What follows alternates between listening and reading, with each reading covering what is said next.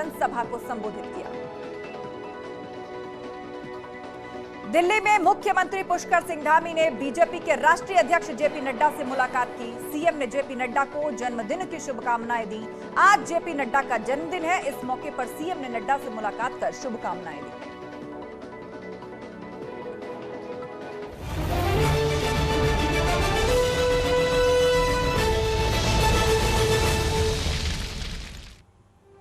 तो मैनपुरी, रामपुर और खतौली उपचुनाव का प्रचार अब अंतिम दौर में है। कल शाम 5 बजे प्रचार का शोर पूरी तरह से थम जाएगा। आज मुख्यमंत्री योगी रामपुर और मैनपुरी पहुंचे और निशाने पर रहा समाजवादी परिवार। रामपुर मैनपुरी में सीएम योगी ने चुनाव प्रचार किया। अखिलेश यादव, शिवपाल यादव, रामगोपाल यादव पर मुख्यमंत्री योगी ने कई वार किए। योगी ने एसपी के समाजवाद को बताया अवसरवाद। अखिलेश ने बीजेपी के विकासवाद पर सवाल उठा दिए। शिवपाल के आरोप सरकारी सिस्टम का चुनाव में इस्तेमाल। तो मैनपुरी में शिवपाल और अखिलेश ने एक बार फिर से एक साथ मंच पर आकर बीजेपी पर जमकर निशाना साधा। शिवपाल ने जहां बीजेपी को खुली चुनौती दी, तो वहीं अखिलेश ने पूछा कि बीजेपी के नेता बताएं कि विकास कहां है। तो सवाल वही, चाचा भतीजे पर योगी का पूंजीवाद वाला प्रहार। योगी ने डिंपल को बेचारी क्यों कहा? अखिलेश का समाजवाद, योगी के लिए लठैतवाद। शुरू करेंगे डिबेट, लेकिन पहले यह रिपोर्ट देखिए।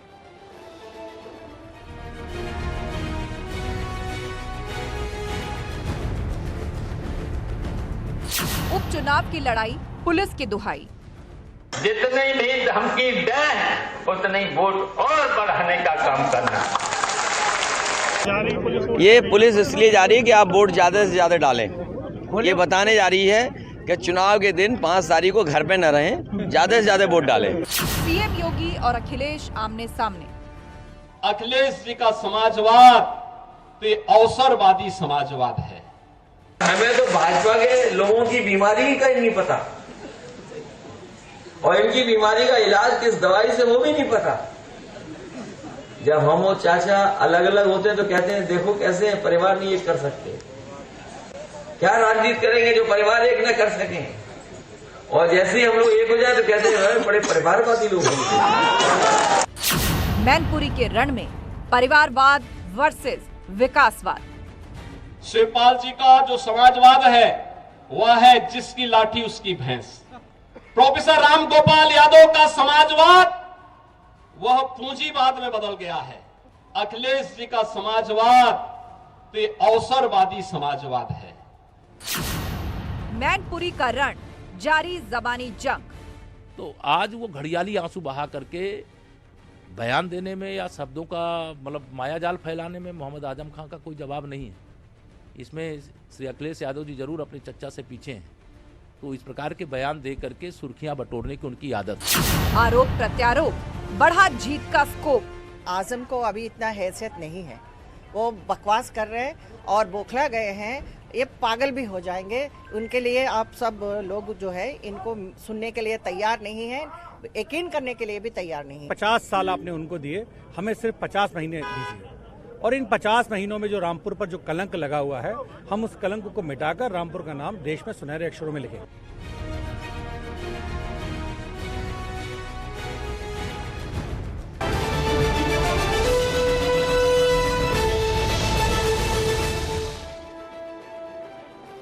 तो चुनाव की जंग, अवसरवाद वर्सेस विकास। चर्चा के लिए पूरा गेस्ट पैनल हमारे साथ जुड़ चुका है। बीजेपी प्रवक्ता आलोक अवस्थी हमारे साथ हैं, समाजवादी पार्टी के प्रवक्ता अभिषेक राय हमारे साथ जुड़ चुके हैं, पीएसपीएल प्रवक्ता दीपक मिश्रा जी हमारे साथ हैं, आरएलडी प्रवक्ता रोहित अग्रवाल भी हमारे साथ जुड़ चुके हैं, और राजनीतिक विश्लेषक संजय राणा भी हमारे साथ हैं। आप सभी मेहमानों का बहुत बहुत स्वागत है। चर्चा विस्तार से करें, लेकिन सबसे पहले आप लोगों के ओपनिंग रिमार्क्स 30 सेकंड के अंदर। रुक करेंगे आलोक अवस्थी का। आलोक जी, मुख्यमंत्री योगी आदित्यनाथ ने समाजवाद की 3 परिभाषाएं गढ़ी। उसे लठैतवाद भी कहा, पूंजीवाद भी कहा और अवसरवाद भी कहा। जवाब में अखिलेश यादव ने कहा कि भाजपा की बीमारी समझ नहीं आ रही है। परिवार में कोई बात हो जाए, कोई मनमुटाव हो जाए तो कह देंगे देखिए सम्मान नहीं हो रहा, परिवार नहीं संभल रहा, राजनीति क्या संभालेंगे। परिवार में एका हो जाए तो कहेंगे देखिए परिवारवाद है। 30 सेकेंड।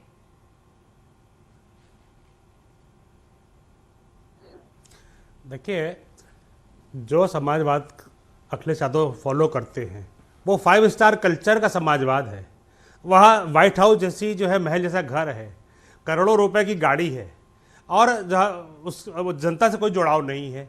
शिवपाल जी का समाजवाद वही समाजवाद है जिसकी लाठी उसकी भैंस, यानी कि ताकत का समाजवाद है, जिसकी ताकत के बल पे तमाम जो कब्जे हुए थे आपको पता है। और रामगोपाल जी का समाजवाद जो है पूंजीवाद है, वो पूंजीवादियों के साथ चलते हैं, जब जनता से जुड़ा हुआ कोई काम नहीं करते हैं। तो सीधी बात यह है कि भारतीय जनता पार्टी की जो सरकार है वो गरीबों की सरकार है, गरीबों के लिए सरकार है, और हमने करके दिखाया है। चाहे कोरोना का मामला रहा हो, हमने डबल डोज आपकी बात सुनेंगे। फिलहाल 30 सेकंड पूरे। अभिषेक राय जी, सपा प्रवक्ता हमारे बीच में। अभिषेक जी, आज मुख्यमंत्री योगी आदित्यनाथ ने भाषण में डिंपल यादव को बेचारी कहकर पुकारा। उन्होंने कहा बार बार चुनाव हरवाने आप लोग ले आते हैं, फिरोजाबाद में भी ये हुआ और यही मैनपुरी में होने जा रहा है। परिवारवाद की पार्टी है ये। देखिए, माननीय मुख्यमंत्री जी का खुद का स्टेटमेंट दोहरा चरित्र उनका दिखाता है, जो भारतीय जनता पार्टी का दोहरा चरित्र है। एक तरफ वो शिवपाल चाचा की तारीफ विधानसभा में कहते हैं और जब चुनाव आता है तो उन्हें लठैत कह देते हैं। तो साहब सबको पता है कि किस तरह की भाषा का प्रयोग माननीय मुख्यमंत्री जी कह रहे हैं। तो ये सब इसमें बताने की जरूरत नहीं ना। वो अपने विकास का एक मॉडल गिना पाए, 6 साल से सरकार में है, एक मॉडल गिना पाए, नहीं गिना पाए। महंगाई पे बात कर पाए, नहीं कर पाए। वो बेरोजगारी पे बात कर पाए, नहीं कर पाए। क्योंकि अपनी कमियां ढकनी है तो किसी के ऊपर आरोप तो लगाना पड़ेगा ना साहब। तो वो आरोप लगाने के लिए भारतीय जनता पार्टी इसी तरह का चुनाव लड़ती है। ठीक है अभिषेक जी, 30 सेकंड पूरे, फिर आएंगे आपके पास। रुक करते दीपक मिश्रा जी, प्रवक्ता पीएसपीएल हमारे साथ है। दीपक जी, पेंडुलम फुटबॉल के बाद अब लठैतवाद। आप जेपी की बात करते हैं, आप लोहिया की बात करते हैं। आज मुख्यमंत्री योगी आदित्यनाथ ने तो समाजवाद को भी 3 तरह से परिभाषित किया। अब चूंकि आप पीएसपीएल के प्रवक्ता हैं तो मैं शिवपाल यादव के समाजवाद को लठैतवाद कहकर पुकारा मुख्यमंत्री ने मंच से।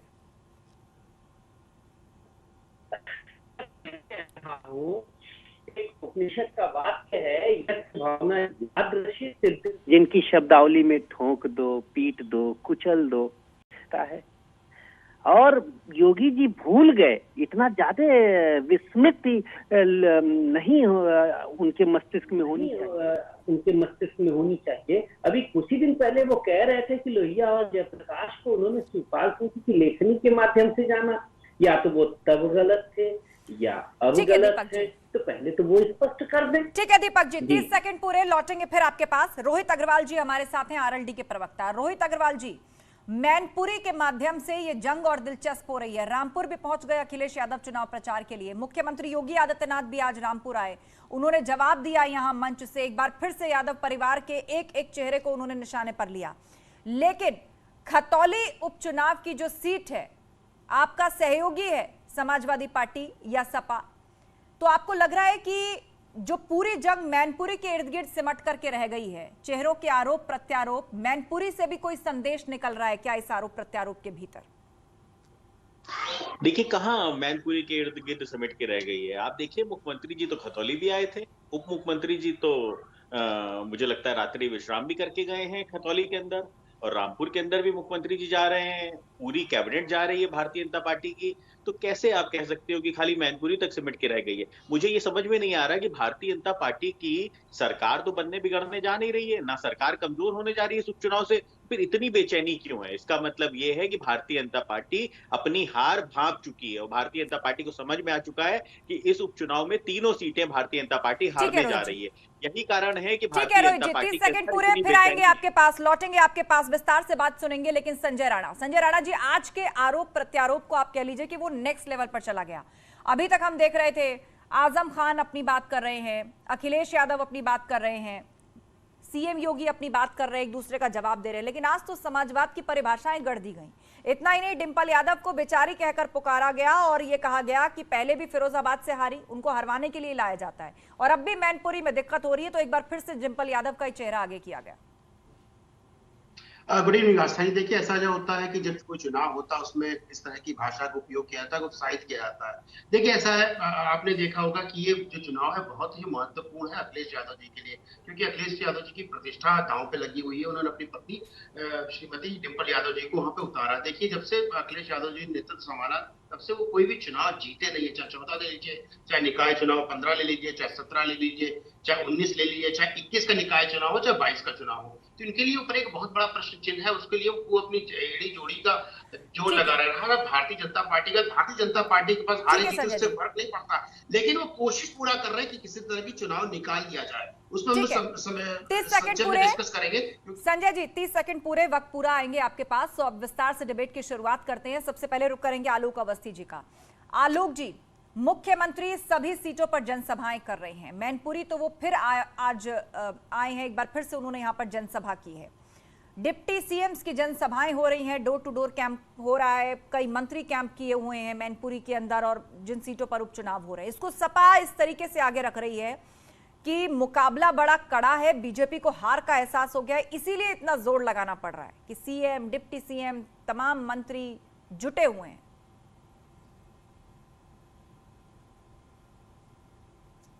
देखिए, भारतीय जनता पार्टी कार्यकर्ताओं की पार्टी है और जिस कार्यकर्ता को जो जिम्मेदारी दी जाती है वो वह जाकर निभाता है।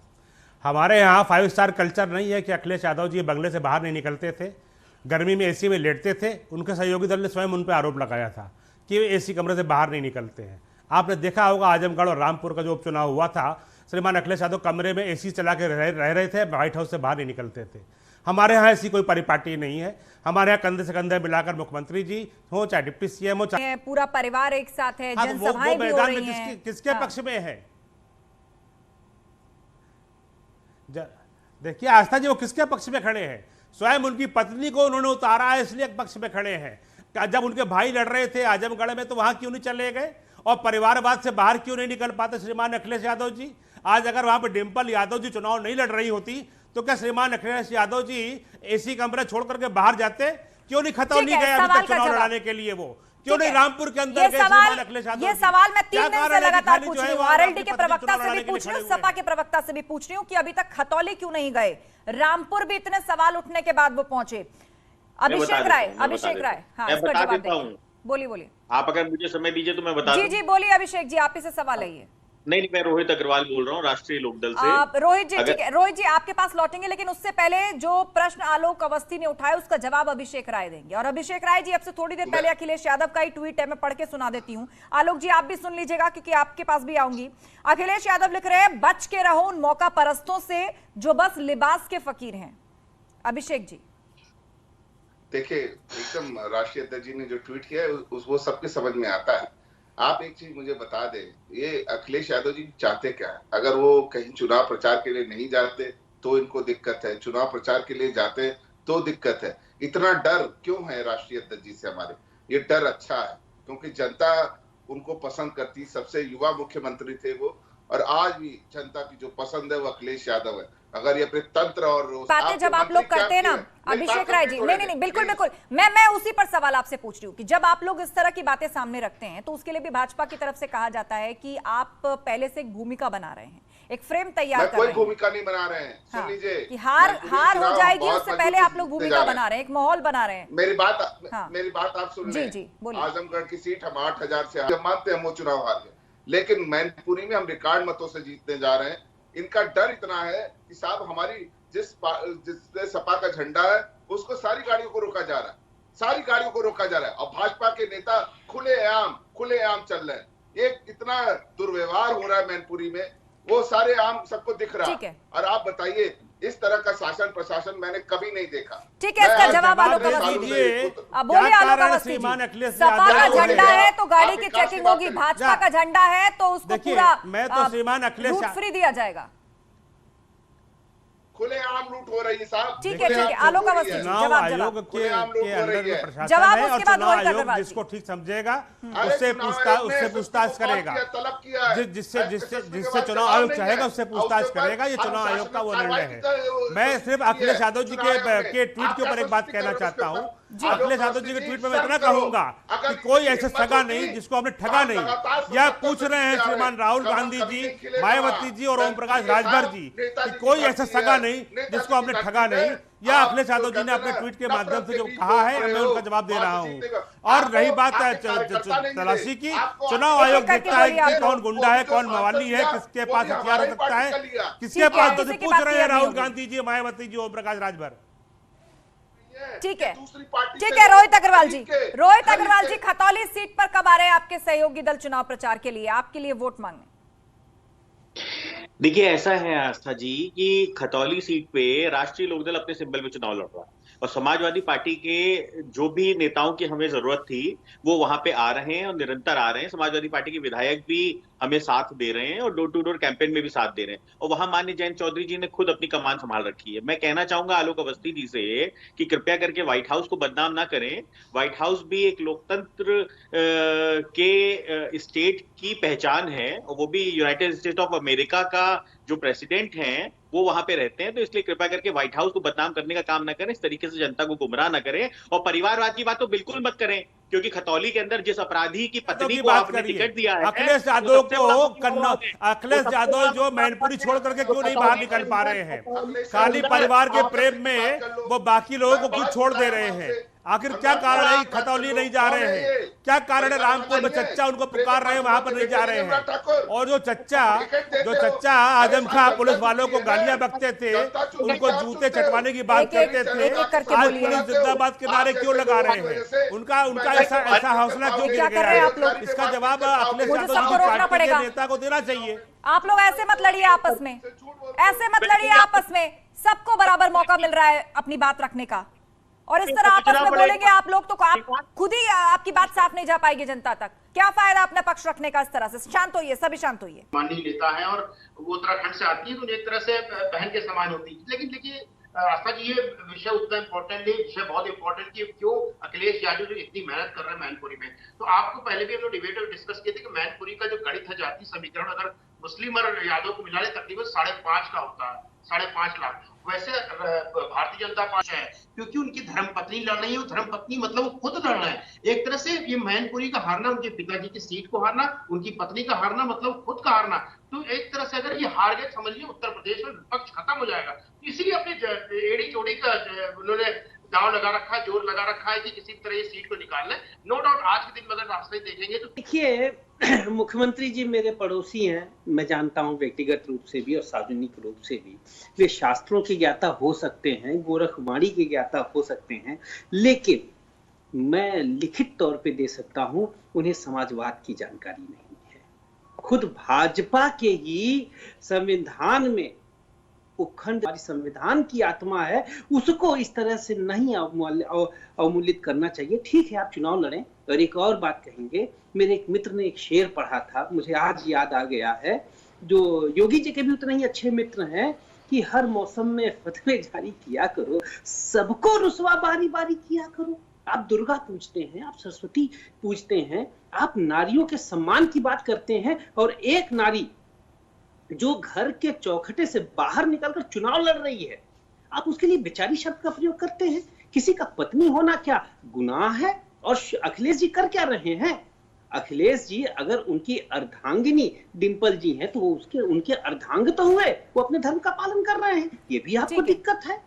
खैर मैं उन पे नहीं बोलूंगा। ठीक है दीपक, आलोक अवस्थी हमारे बीच में है। आलोक अवस्थी जी, क्या मैनपुरी में दिक्कत हो रही है? क्या मुकाबला इतना टफ है कि पूरा परिवार अब एकजुट हो चुका है? श्रद्धांजलि भी मांगी जा रही है, एक तरह से कहा जा रहा है कि नेताजी की लहर में ये चुनाव हो रहा है, तो इस तरह की शब्दावली या इस तरह के प्रहार करने पड़ रहे हैं?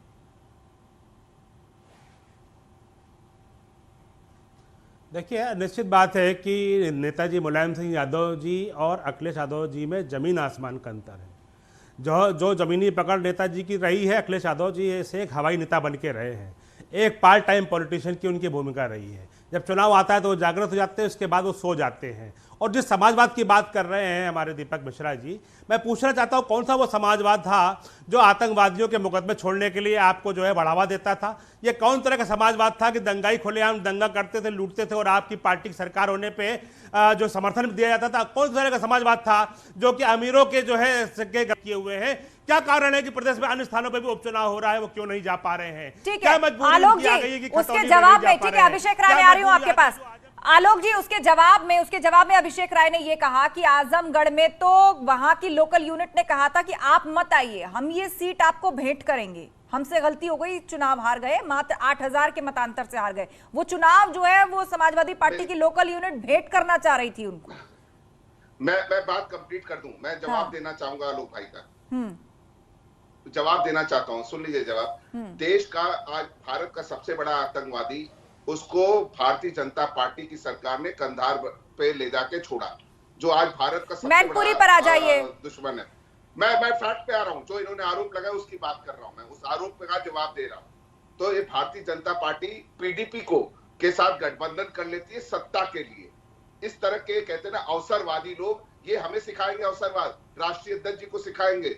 मैं इनको बता देना चाहता हूं 1992 में समाजवादी पार्टी बनी और जब हमारे राष्ट्रीय अध्यक्ष ने 22 में चुनाव लड़ा है 347 सीटों पे लड़के 3 करोड़ 8 लाख मतदाताओं ने हमें आशीर्वाद दिया। ये डर अच्छा है राष्ट्रीय अध्यक्ष जी से। अगर वो क्षेत्र में जाते हैं तो आप डरते हो, अगर वो नहीं जाते तब भी आप डरते हो।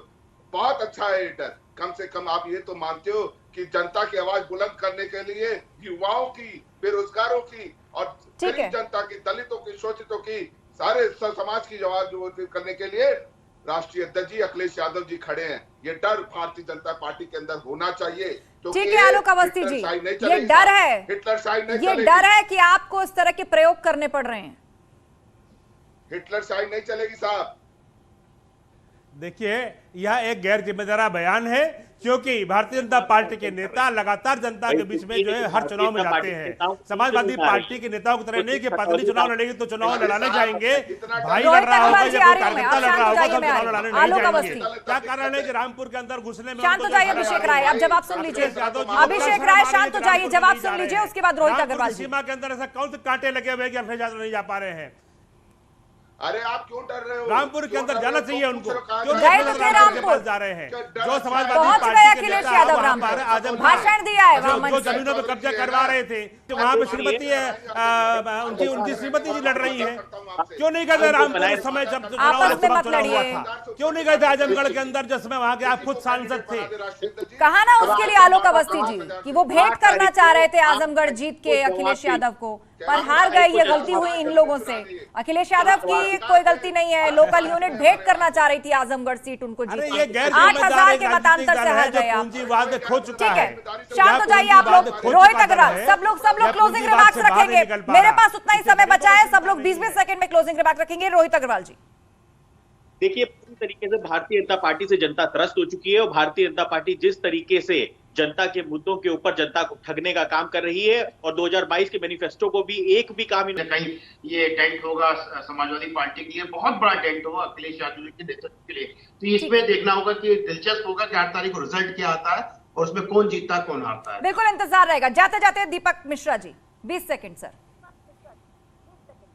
अब देखिए, योगी जी जो बोल रहे हैं, अच्छा होता कि वह स्वयं गोरखनाथ जी की वाणी ही पढ़ लेते, जिसमें स्त्रियों के प्रति साफ कहा गया है कि आप किसी को न बेचारी बोलें न बेचारी समझें। फिर वो लोहिया जयप्रकाश को पढ़ें, दीनदयाल जी को पढ़ें। परिभाषाएं गढ़ी, एक एक किरदार का नाम लेकर उनकी तरह का समाजवाद बताया कि शिवपाल यादव का समाजवाद लठैतवाद है, रामगोपाल यादव का समाजवाद पूंजीवाद है और अखिलेश यादव का समाजवाद अवसरवाद है। लेकिन दूसरी तरफ समाजवादी पार्टी कहती है कि उनको बीमारी क्या है हमें समझ नहीं आता। परिवार में यदि कोई खटपट है तो कहते हैं परिवार नहीं संभल रहा, राजनीति क्या संभालेंगे। परिवार एक हो जाता है तो कहते हैं देखो परिवारवाद है। बहरहाल ये जंग दिलचस्प हो चली है। आए दिन मंच से आरोप प्रत्यारोप का ये सिलसिला हर बार एक अगले स्तर पर चला जाता है। तो चुनाव से जुड़ी हुई हर एक अपडेट आगे आप तक पहुंचाएंगे। महाबहस में फिलहाल इतना ही। आगे आपको दिखाते हैं हमारा खास शो एनकाउंटर।